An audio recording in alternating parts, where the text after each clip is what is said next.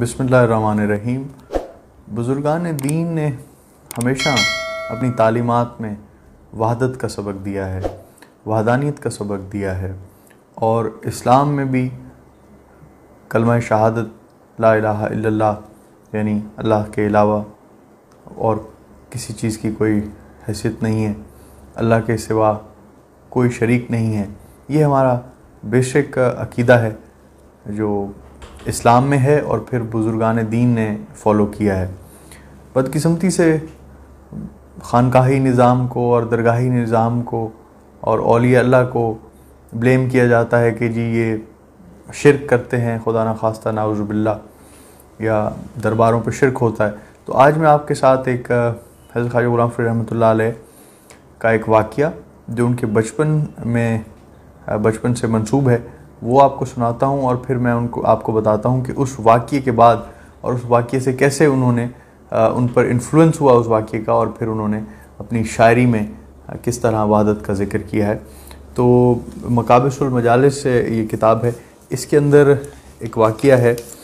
कि बचपन में हज़रत ख्वाजा ग़ुलाम फ़रीद रहमतुल्लाह अलैह 3.5 साल की उम्र में उन्होंने जब उनकी रस्में ख़तना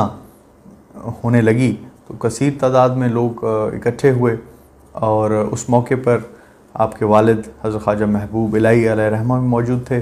और उनके भाई बड़े हज़रत ख्वाजा ग़ुलाम फ़रीद रहमतुल्लाह अलैह के जो उनके मुर्शिद भी हुए हज़रत ख्वाजा ग़ुलाम फ़ख्रुद्दीन अलैहि रहमा भी मौजूद थे।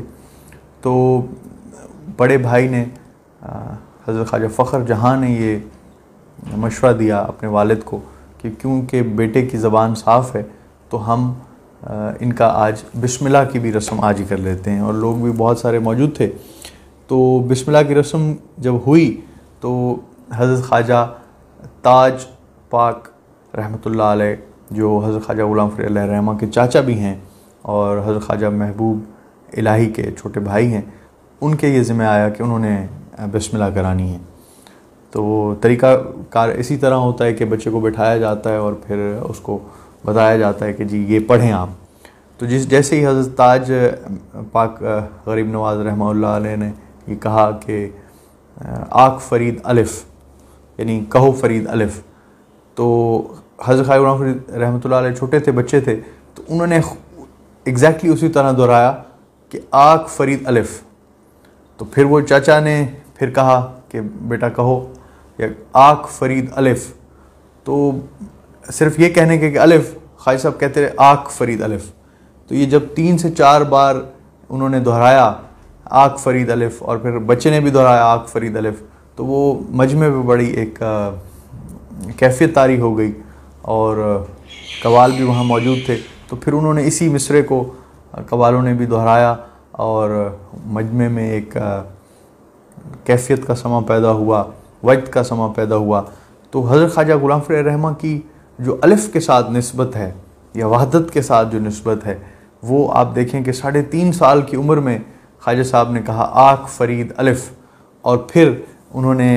उनके दीवान में जो 272 काफ़ीज़ हैं, जो 272 पोएम्स हैं, वो सारी की सारी ही आप देखें कि वहदत के ऊपर उन्होंने लिखी हैं और तमाम का उसमें जहाँ जिस नज़म को भी आप उठा लें उसमें वहदत का मैसेज मिलता है। 1-2 उनकी जैसे काफ़ियाँ मैंने निकाली हैं, उसमें मैं आपको मिसाल के तौर पे देता हूँ कि उसमें अब एक है बड़ी मशहूर काफ़ी है हज़रत की, अलिफ़ हिको हम बस वे मियाँ जी, यानी अलिफ़ मुझे मियाँ जी मुझे अलिफ़ ही काफ़ी है, होर कहानी मूल न भाणी, अलिफ़ ग्योम दिल खस वे मियाँ जी, और कहानी मुझे बिल्कुल पसंद नहीं आई, अलिफ़ जो है मेरा दिल ले गया है, मेरा दिल छीन गया है। और अपने उस्ताद को ही कह रहे हैं, बे ते दी पई कल न काई, अलिफ़ की तुम बेवस वे मियाँ जी, बे ते की मुझे समझ नहीं आई, अलिफ़ ने मेरा जो है वो मुझे बेबस कर दिया है और मेरा दिल छीन लिया है। तो ये वही अलिफ़ है जो 3.5 साल की उम्र में आपने कहा कि अलिफ़ आख फ़रीद अलिफ़, तो वही अलिफ़ जो है हज़रत ख्वाजा ग़ुलाम फ़रीद रहमतुल्लाह अलैह की पूरी ज़िंदगी फिर उनके साथ चला है। अब दूसरी एक काफ़ी है, काफ़ी नंबर 266, इसमें लिखते हैं हिको अलिफ़ मैनू बरनामे मड़ी, तत्ती बेते मूल न भावे मड़ी। तो जो है ये एक अलिफ़ ही मुझे भड़काता है, लुभाता है, यानी अलिफ मैनू बरनावे मड़ी, तत्ती बे ते मूल ना भावे मड़ी। बे और ते जो हैं वो मुझे बिल्कुल पसंद नहीं आती। तो ये खूबसूरत एक देखें कलाम आपके सामने मैंने रखा है। इसमें से आप ये देखें कि ये है बुज़ुर्गों का सही मैसेज, ये है उनका सही, उनकी सही तालीमात ये हैं कि ला इलाहा इल्लल्लाह के पैगाम को और ला इलाहा इल्लल्लाह के कॉन्सेप्ट को किस तरह उन्होंने लोकल लैंग्वेज में, लोकल उसमें मेटाफोर्स में, लोकल टर्मिनोलॉजी में उन्होंने लोगों के सामने रखा है। और पूरी ज़िंदगी ख्वाजा गुलाम फजल रहमा और तमाम बुज़ुर्गों ने वहदत का पैगाम देते हुए गुजारी है। तो ये हैं बुज़ुर्गों की सही तालीमात जो ऐन इस्लामी हैं और ऐन शरीयत के जो है शरीयत और तरीक़त दोनों जो हैं वो कच्चे हैं। और